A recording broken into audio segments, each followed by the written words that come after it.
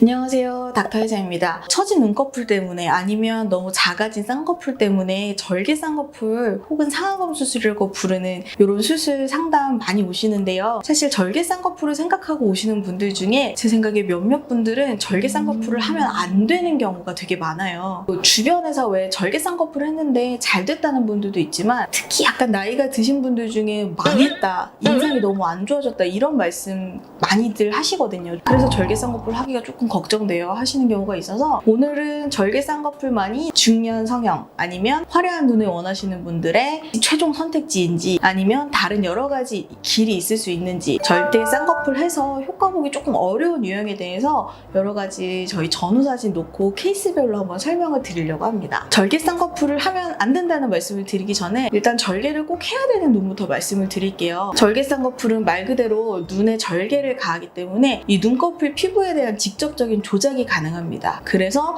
정말 처짐이 많은 경우 그리고 정말 지방이나 근육이 굉장히 두껍고 조직이 탄탄하게 타이트한 경우 그리고 눈 뜨는 힘이 정말 많이 안 좋으셔서 눈 뜨는 힘을 많이 교정을 해줘야 되는 경우 그리고 대부분의 재수술 케이스에서 높은 라인을 낮추고 싶은 경우 이런 경우에는 사실 절개 쌍꺼풀을 꼭 해야 되는 경우가 많아요. 그럼 이분들이 모두 절개를 하면 성공을 할까요? 단순 절개 쌍꺼풀이 아닌 다른 방법을 여러 가지 사용하셔서 성공하신 분들의 케이스를 제가 오늘 좀 보여드리려고 합니다. 첫 번째는 눈 사이가 굉장히 좁고 갑갑하고 두툼한 경우예요. 이런 분들은 대부분 눈썹 사이가 좁고 그다음에 눈썹 위치가 떨어져 있고 눈두덩이가 두툼한 특징이 있는데요. 이런 경우에 이제 좀 큰 쌍꺼풀을 하시기를 원하시는 경우에 단순 절개 쌍꺼풀만 하게 되면 눈 사이가 더 좁아 보이고 답답해 보일 수가 있어요. 우리가 성형을 하려는 건 그냥 단지 큰 쌍꺼풀을 만들려고 하는 게 아니라 정말 예쁘고 세련된 인상을 얻기 위해서잖아요. 이런 최종 목적을 이루기 위해서는 먼저 눈썹을 올려줘야 돼요. 눈썹이 떨어질수록 한정된 공간에 조직들이 많이 모여서 더 두툼해지고 눈썹이 올라갈수록 여기에 있던 조직들이 퍼지면서 조금 더 가벼운 인상을 줄 수가 있거든요. 어떻게 올리느냐?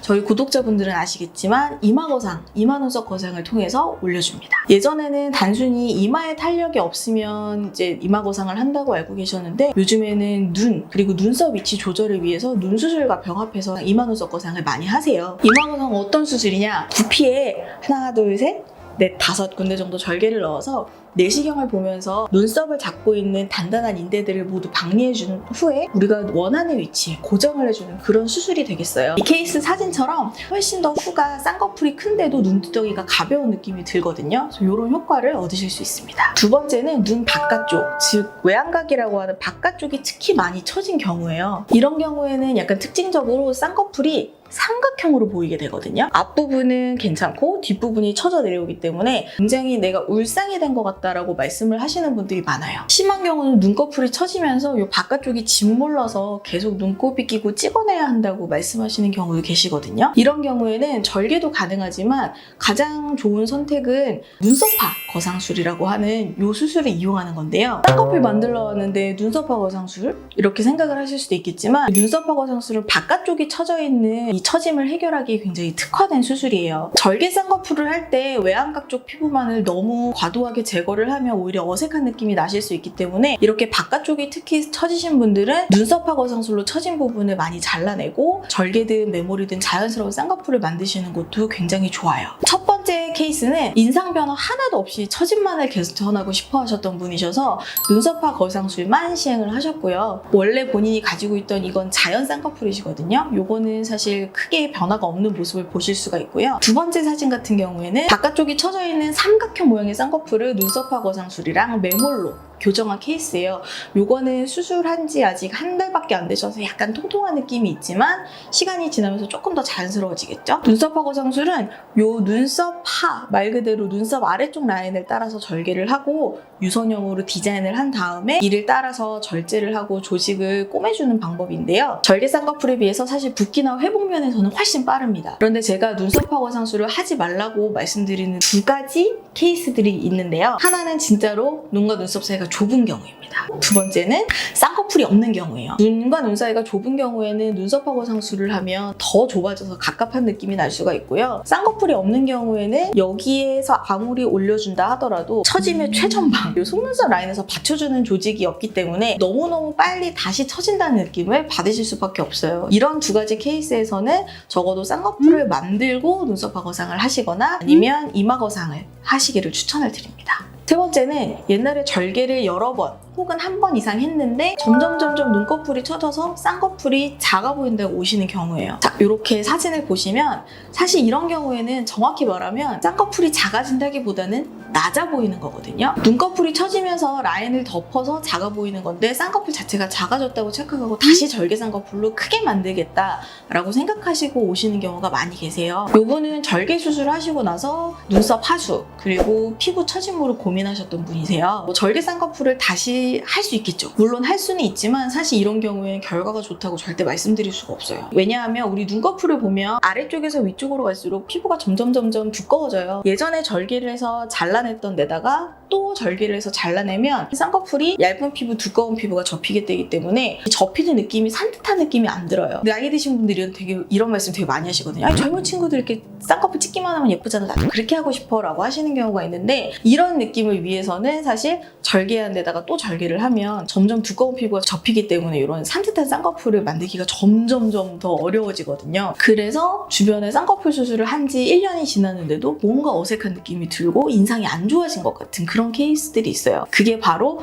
이런 경우에 또 절개로 수술을 했을 경우 그런 케이스가 많다고 저는 생각을 하고 있거든요. 그래서 가능하다면 절개 쌍꺼풀은 아주 여러 번 하지 않기를, 특히 나이가 드셔서 여러 번 하지 않기를 추천을 드려요. 만약에 현재 라인이 마음에 드는데 눈꺼풀이 처져서 고민이시라면 이 사진 속의 분처럼 이분은 이마 거상이랑 눈썹파 거상술을 하셨어요. 이런 케이스에서 사실 눈썹파 거상술은 단독으로 할 수가 없거든요. 그러면 정말 더 붙어버리니까. 그래서 이마 거상으로 눈과 눈썹 사이 공간을 확보를 해주고 처진 만큼 눈썹파 거상술을 하셨더니 숨어있는 쌍꺼풀이 나오면서 만족스러운 결과를 얻으실 수가 있었습니다. 그리고 네 번째는 눈썹 위치가 비대칭인 경우인데요. 이런 경우에는 아무리 절개 쌍꺼풀을 하셔도 이 비대칭의 느낌을 개선하는 데 한계가 있어요. 이 눈썹 위치 자체가 눈꺼풀, 쌍꺼풀, 그리고 눈두덩이 전체, 인상 전체에 전반적으로 영향을 미치기 때문에 이런 경우에는 이마 눈썹 거상을 하셔서 눈썹의 위치를 좀 바로 잡아준 뒤에 필요하면 절개 아니면 매몰로 쌍꺼풀을 만드시는 게 가장 좋습니다. 이분도 사진상에서는 오른쪽, 이제 실제로는 왼쪽 눈썹이 많이 떨어져 있으셔서 항상 그쪽이 찌그러진 느낌이 난다고 말씀하셨던 경우인데요. 이마 눈썹 거상술로 눈썹 위치를 바로잡아주고 절개 쌍꺼풀 하셨거든요. 양쪽 눈이 훨씬 더 비슷해진 걸 볼 수가 있습니다.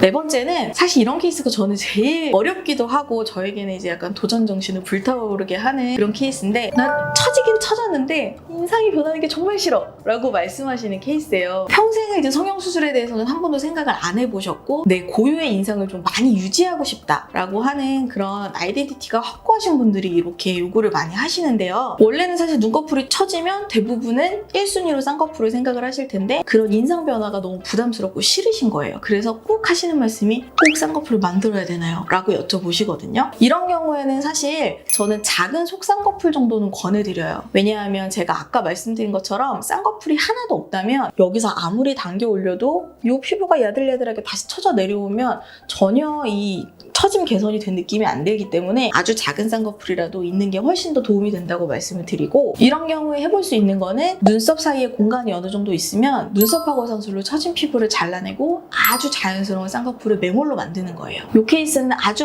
얇게 쌍꺼풀 만드시고 눈썹하 거상 하신 케이스거든요. 굉장히 자연스럽게 처짐 해결이 되었습니다. 기존에 쌍꺼풀이 있으신 경우에는 이마 거상을 단독으로 하시는 경우도 있어요. 요분 같은 경우에는 이마 거상을 하시고 피부가 굉장히 얇고 약간 꺼짐도 있는 케이스셔서 아이소마즈를 같이 하셨던 케이스인데 쌍꺼풀 라인이 훨씬 탄탄하게 정리되고 어딘가 모르게 두툼하진 않지만 좁아서 갑갑했던 인상이 훨씬 개선된 느낌을 받으실 수가 있거든요. 마지막 케이스 같은 경우에는 원래는 쌍꺼풀도 하기로 하셨었어요. 근데 인상 변화가 너무 이제 두렵다고 하셔서 단독 이마 눈썹 거상만 시행하신 케이스거든요. 근데 저는 이렇게만 수술하셨어도 일종 소기의 목적을 달성을 했다고 생각해요. 처져있던 눈꺼풀이 훨씬 더 탄력 있게 올라갔고 숨어져 있던 아주 작은 쌍꺼풀도 어느 정도 드러났기 때문에 훨씬 더 인상이 밝게 개선이 되셨거든요. 보통은 저에게 상담을 오시면 제가 좀 복잡하게 말씀을 드리는 경우도 있어요.